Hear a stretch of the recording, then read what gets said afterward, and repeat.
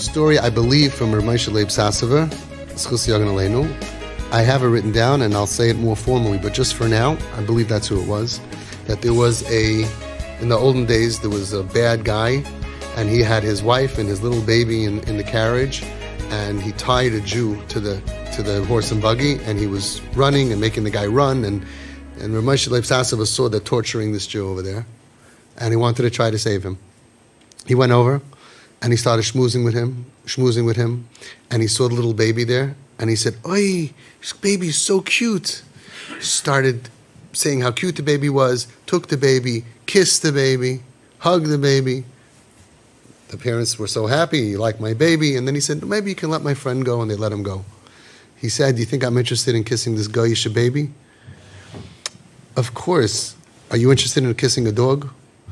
If you realize that we have to save our kids' lives, we will kiss anything. I don't mind. We will kiss anything.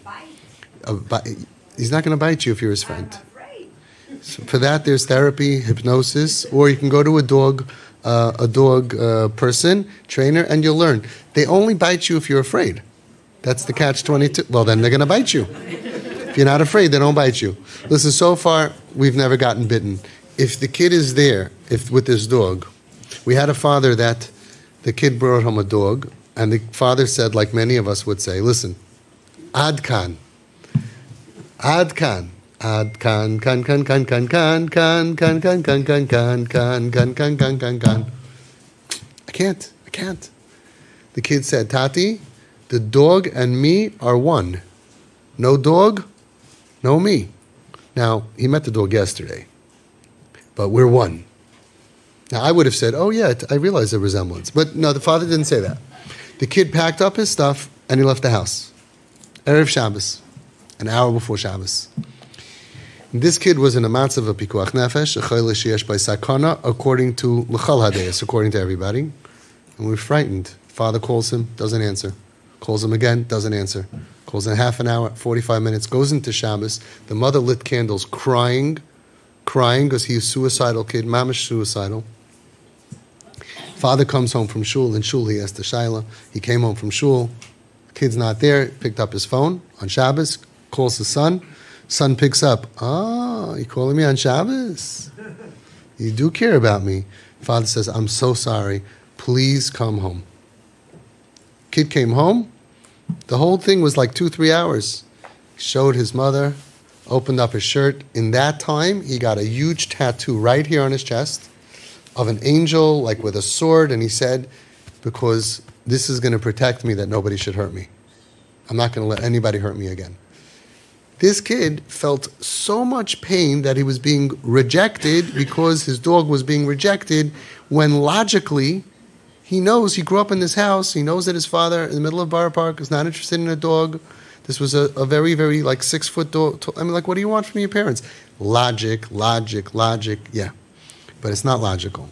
You have to choose. Either I'm going to accept temporarily so I can save my kid, or chas v'shalom, lose the kid and save myself, the agmas nefesh, and all the stuff that we go through. If you look around the room, you're surrounded by angels. Angels who will do anything to save their kid. And they've proven it. Anything they'll save their kid. They're covered out the window, their reputation out the window, but by the way, everybody respects you in the world. That's what's interesting, because today it's not 1986 anymore. Today people see you walking on Shabbos with the kid, Azai, you know? Today they say, Azai daf mentin, this is the way we need to do it, because Klal Yisrael is sick of losing kids. Sick and tired of losing kids. We just are. And everybody realizes, like the cloud lifted up, and everybody realizes, we have to be Makarev. That's what we're here for. Everybody, yeah. Almost everybody. Ruba de ruba. But people look up to you, they admire you, and they say, "Wow, that's such strength." They admire your strength. You said by the chassan, the people, right?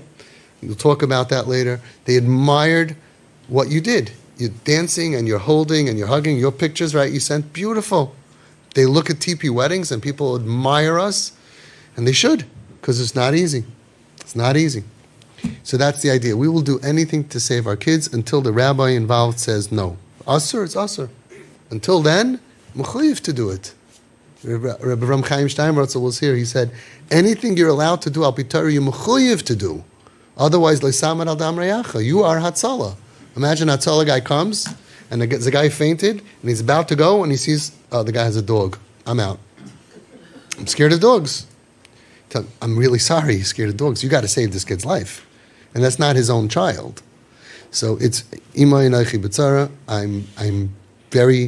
I'm scared of dogs, but I will kiss a dog, I will hug a dog. To save my kid's life, we have to deal with it. It's difficult. Yeah, you go to a dog trainer, and you go to a little bit this, a little bit that. We had a family here that had a big husky. What was Ghosty's name? And she said, over my dead body, the mother said. And the husband said, okay. We negotiated. We didn't want to lose the mother or the father. And we had the dog at home. She was so scared. He got better. He got healthy. He got frum. Sent the dog away. And now the father and the mother go visit him. They go visit him because there's something there that we don't normally want to tap into. But they actually got very comfortable. And there's pictures of the niece, which is this like 1.5-year-old kid, sitting on the dog and eating her lunch. And they were very, very friendly. Okay, so I wish that we didn't have to do this. The point is, our kids know what makes their brain feel good. And when you're at such a low level of sipuk hanefesh, of satisfaction, and your life doesn't have meaning, every little bit that's going to be in their brain, a chemical going up, is a good thing. Halavayit comes from healthy things like dogs, and healthy things like hugs, and healthy things like fun. We can win this battle.